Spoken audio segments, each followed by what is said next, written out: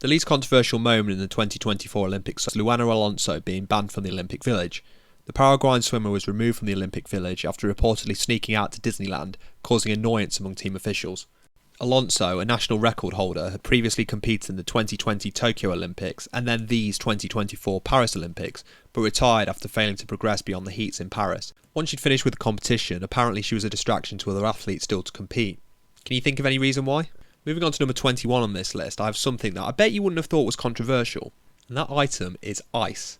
The Paris 2024 organisers ordered around 650 tonnes of ice for the ice therapy, significantly more than the 64 tonnes used at the 2020 Olympics. The order faced criticism for the environmental impact, high cost and questionable effectiveness.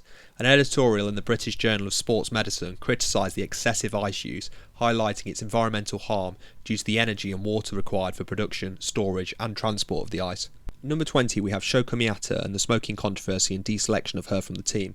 On July 17, 2024, Shoko Miyata, who was the captain of the Japan women's gymnastics team, was sent home from a training camp in Monaco for allegedly smoking. Since Miyata was 19 and Japan prohibits smoking under the age of 20, she withdrew from the Olympic squad upon returning to Japan. At number 19 we have lots of controversies all in one, with the opening ceremony. After the announcement of singer Aya Nakamura's performance, she faced racial abuse, particularly from far-right French individuals. Additionally, a scene featuring drag queens perceived as a parody of The Last Supper offended many Christian, Muslim and conservative groups. Later on in the ceremony, South Korea was mistakenly introduced as the Democratic People's Republic of Korea, North Korea, instead of the Republic of Korea. You can probably understand why people weren't too happy about this. South Korea's second Vice Minister of Culture, Sport and Tourism, Yang Mi-ran, requested an official apology from the IOC. Number 18, we have the quality of food at the Olympic Village. Athletes from various countries, including Great Britain, it must be bad if we're complaining, criticised the quality of food at the Olympic Village, reporting raw meat and insufficient portions due to food shortages. This led many athletes to avoid the village dining facilities altogether, with some nations bringing their own chefs and food into the village. Olympic sports are obviously hard enough at the best of times, but at number 17 we have extra laps for some unlucky cyclists. In the women's team pursuit cycling event, the Canadian team had to complete 2 extra laps because the final lap bell was not rung on time. This error resulted in Canada finishing 8th in the qualifying round, eliminating them from gold medal contention. Number 16 we have the gymnastics grudge. After the US gymnastics team won gold in the women's all-round competition, Simone Biles posted a victorious photo on Instagram with the caption, "Lack of talent, lazy, Olympic champions." This was actually a jab at former US gymnast Michaela Skinner, who had criticised the team's talent in a now deleted video. Despite Skinner's apology, the social media feud persisted, with Skinner blocking Biles, who responded with a playful tweet. Talking about gymnastics, I'll do a backflip with joy if you like and subscribe to my channel. I'll get practicing. At number 15 we're going to start with the first controversy linked to the swimmers at the Olympics. Complaints arose about the pool's shallow depth potentially slowing swimmers down. I don't know the reason why, it's some physicsy thing. They did explain it on the commentary, but I can't remember, so sorry.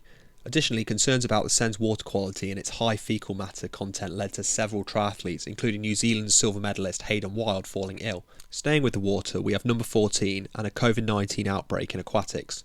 On the 24th of July, 5 members of Australia's women's water polo team tested positive. Anna Mears, the team's chef de mission, noted that the cases were confined to the water polo team and respiratory illness protocols were followed. British swimmer Adam Peaty tested positive on July 29th, and Australian swimmer Lani Pallister tested positive the following day, leading her to withdraw from her race. Subsequently, swimmers and coaches started wearing masks at venues. On July 30th, 3 more swimmers, 2 from the US and 1 from Romania, also tested positive, with the Americans moved to a hotel. At number 13 we have our first doping violation, which, I'm not going to lie, is not the last one, okay?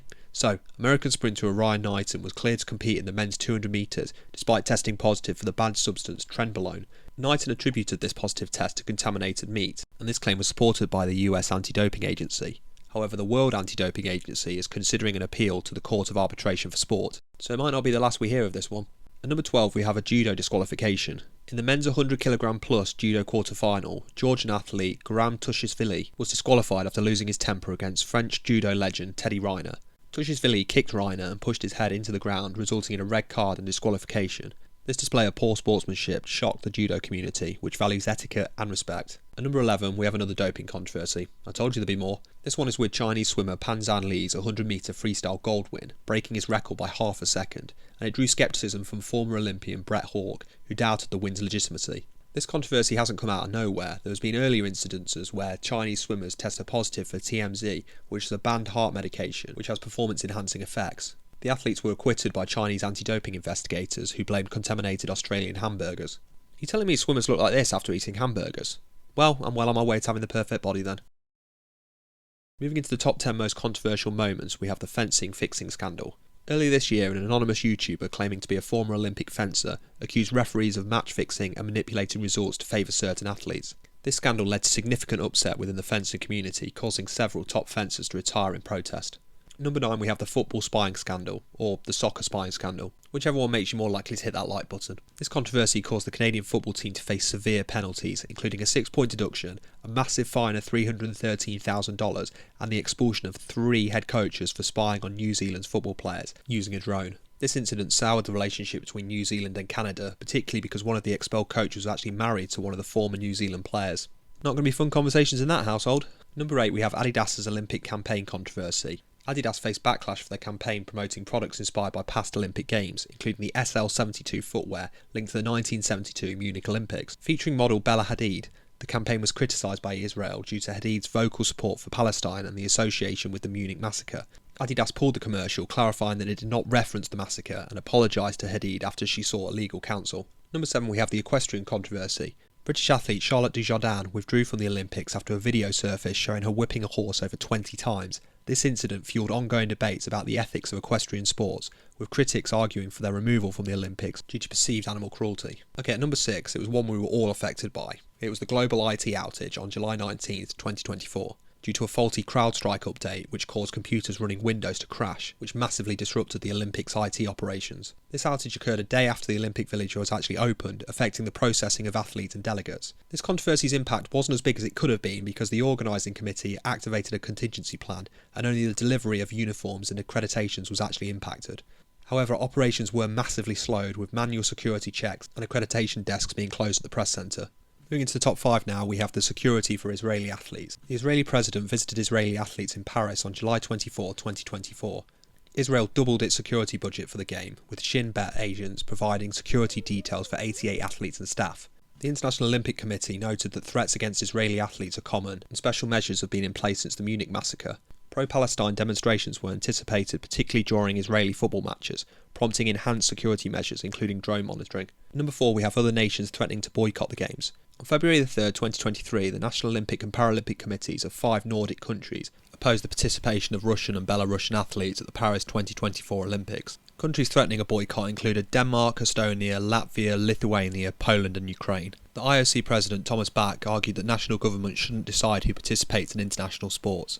On March 22, 2023, Bach reiterated his support for reinstating Russian and Belarusian athletes, opposing collective guilt. At number 3, we have a Russian smear campaign. This came about when Microsoft's Threat Analysis Center reported that Russia launched a disinformation campaign against the 2024 Paris Olympics in retaliation for French support of Ukraine.